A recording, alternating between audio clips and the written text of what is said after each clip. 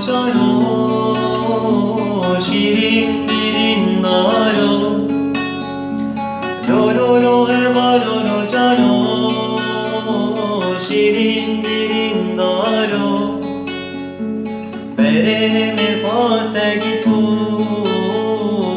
iro kete cheharo bereme pase gitu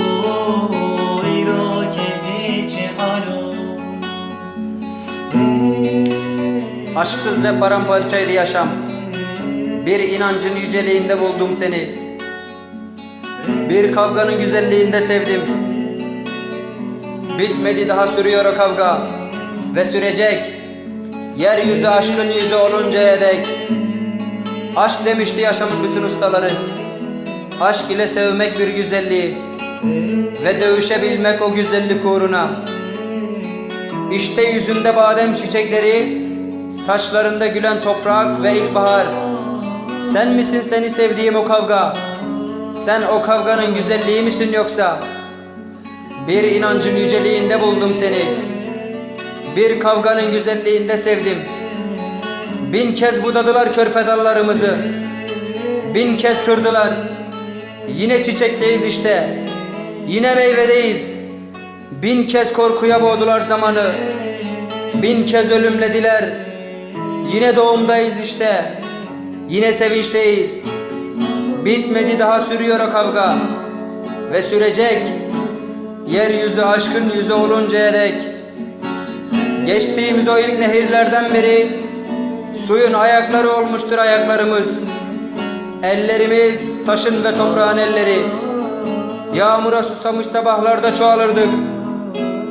Törenlerle dikilirdik burçlarınıza.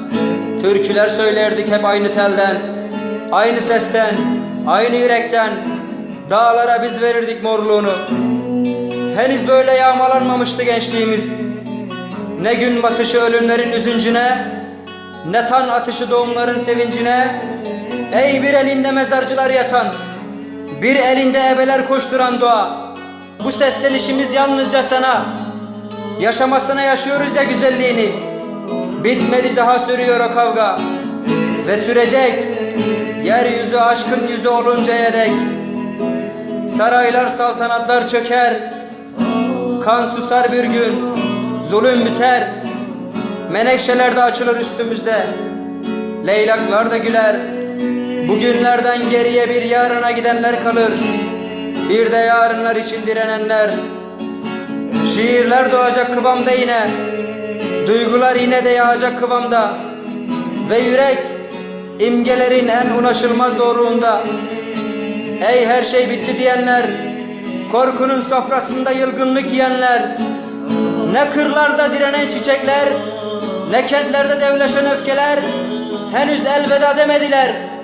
Bitmedi, daha sürüyor o kavga ve sürecek. Yeryüzü aşkın yüzü oluncaya dek.